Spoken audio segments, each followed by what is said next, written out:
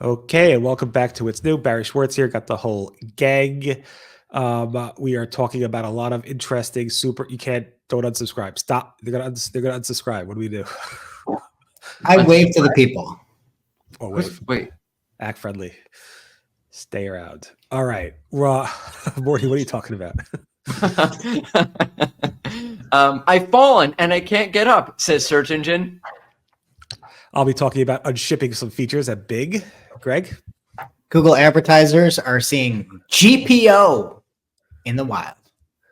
And then we'll probably end, Crystal and I, with some talk about volatility and some weirdness with AI overviews. Yada, yada, yada.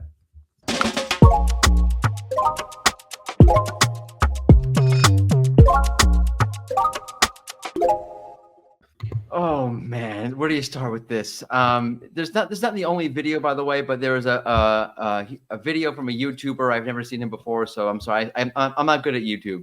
I just watch sports videos, whatever. And I see Roundtable show up all the time. Rusty Brick, but he's got millions of views about why Google sucks.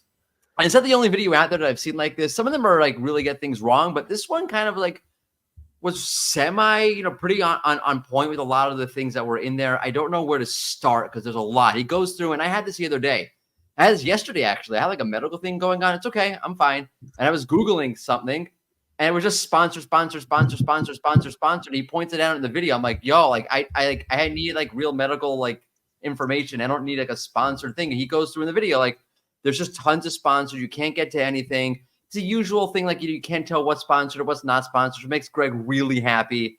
And there's just like tons of issues. He goes through the e-com side of the SERP and how he shows where like PLAs will get his search right, but the actual organic results won't. And maybe that's nefarious by Google. I don't know. That's already a little bit maybe yes, maybe no, but he does. And I want to focus on this point. And there again, watch the video because there's a ton in there. He talks about the whole SEO side of things, and he gets into the whole idea of like Forbes or Rolling Stone, like, Rolling Stone not writing about like best folk album of 1964, but best fridges of 2024, which is really the same article as best fridges of 2023, but they just updated the title and the title tag. And it's got nothing to do with the actual site's identity. And what's interesting to me is when Aleda asked Danny about this a couple of weeks ago, like, brands should expand. And I said on this very show, I think, or I might have said it on X or Twitter, or whatever you want to call it, that when you get out of your lane to the point where it's got nothing to do with your brand identity, people are going to look at it like that's a bad result. So Danny can say whatever he wants. I'm getting spicy with this. But people, like, no one's buying it. When Rolling Stone writes about, like, best, refrigerator of 2024, and they're completely out of their brand identity lane, no one's buying that as a good result, no matter what any search liaison says. And I'm done. I'm sorry. The video was very convincing, and it's accurate. The one thing that since you were pretty hard on Google, I'll take the opposite side. The one example he gave about, like, we gave two examples about Google and SEOs screwing things up for Google, was around a 2010 example, literally 14 years ago, of one guy using bad reviews to get more traffic, which Google then knocked on its butt like a few months later. True.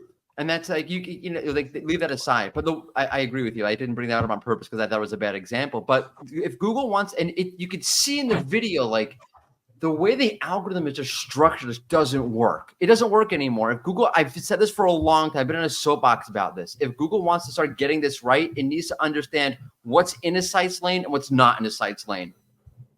Unless, like he said, and Greg's probably going to say this, so I'll let Greg say it. Go ahead. No, you go ahead. Basically, like they're doing it intentionally based on the Department of Justice documentation. It seems like they're doing it intentionally. That's what the alleged allegations are. Alleged allegations. Is that word?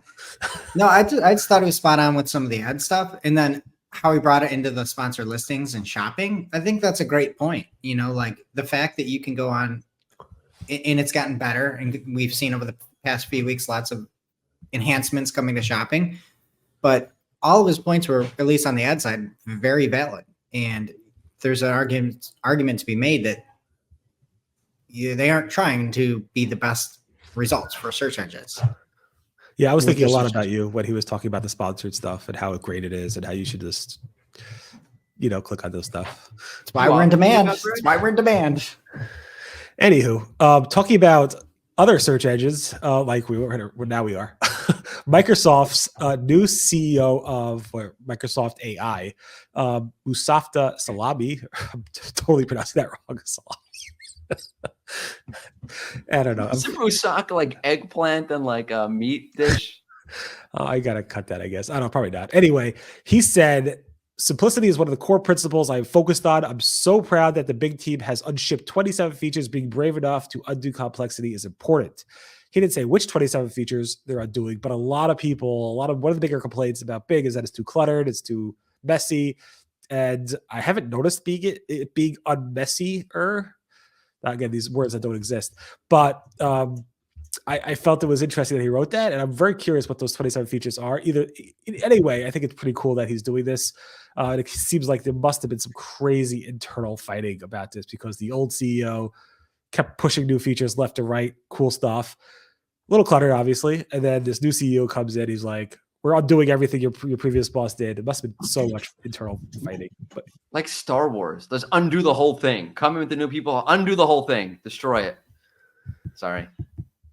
I mean, I'm looking at a Bing SERP right now, and I use Bing pretty regularly. Maybe we'll see this roll out soon, but like, this is just as cluttered as it ever was. Like, it doesn't feel like Marie Kondo came through here at all. Like, I'm seeing ads, I'm seeing summaries, I'm seeing a summary next to the summary, I'm seeing like people also ask.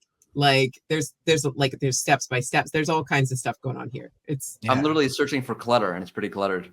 It's like super, possibly more cluttered than it was the last time I looked at it. Like, so I'm not sure. Well, maybe it's a slow rollout. Yeah, there are 27 features down and 2,343 more to go. Very specific number there you got there. Talking about specific numbers, Google Ads has a new campaign setting, Greg? It's a bid type, bid strategy type. So it's it kind of goes in hand with bid strategy.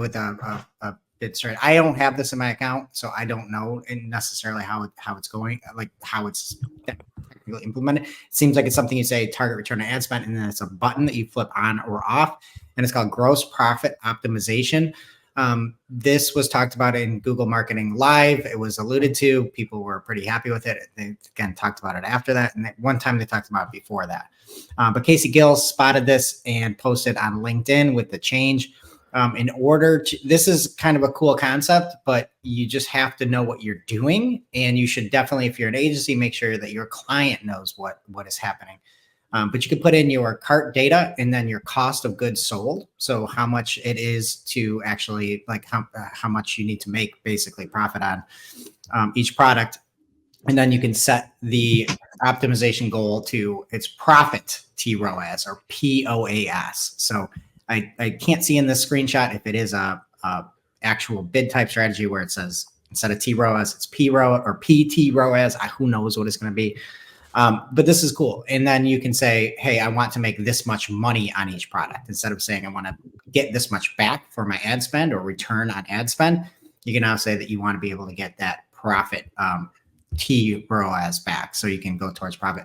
Now, the downside before you just go implement this willy-nilly is you need to have all that cost of goods sold data coming through. Which is not nothing. Like that's a kind of a big deal, especially if you have a huge product category or catalog rather. And then you just need to know you're giving all of your business data to Google Ads, and you are going to be optimizing towards profit. And Google also optimizes towards profit. So just take that in with a grain of salt. Like I'm probably going to have to do this because that's the way that Google Ads goes. You have to use smart bidding, you have to do all these different things, but you're giving all your business data to Google and you're asking for like a certain return back. So what if they could just give you the bare minimum back? That's a possibility. Not saying that's going to happen, but you are giving all that data right over to Google. It sounds like me that you don't necessarily fully trust Google. Well, I don't.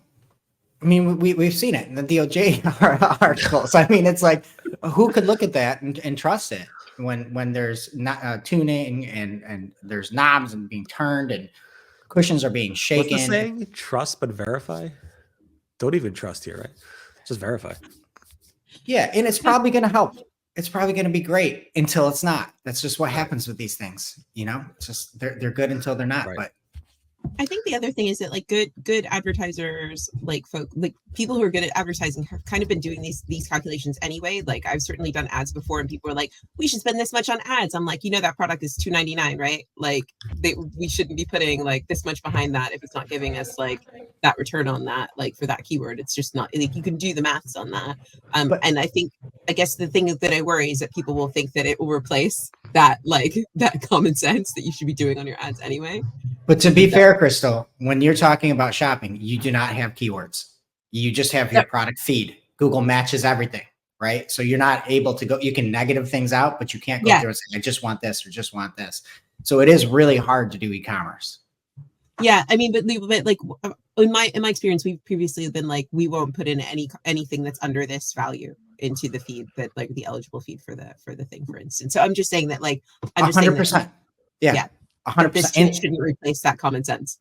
And that's something else you can do. If you want to avoid this, you can say, all right, can I get just profit margins and put that in a custom label and say, all right, I want to bid more aggressively for these things that have a higher profitability. But you have to put them through in a custom label, and then you don't give your business data to Google. Again, that's kind of a technical lift, but definitely doable 100%.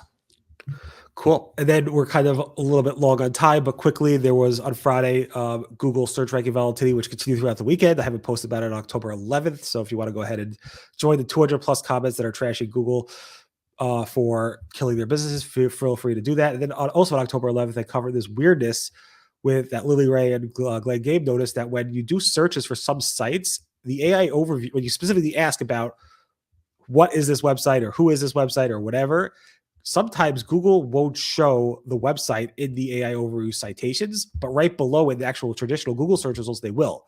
And the theory is like the site was hit by some type of penalty or so forth. Although my site, I don't know if it was hit by a penalty, maybe it was or wasn't, is also in this boat where it's not showing up. Thanks, Mordy. No, but it seems to be confused as hell about you because like I spend time researching this. I covered it. I'm gonna cover it on Surf's Up in the news this week.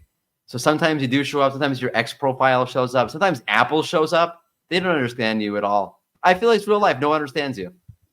Yeah, it's true. But I intentionally make people not understand me, especially Google, because the more you confuse Google about you, the more they can go ahead and serve up ads from Greg Finn. I don't want to know what those ads look like. Here's a muzzle. On that note, we should probably end here. Thanks so much, everybody. Back tomorrow with more It's New. Bye-bye. All right.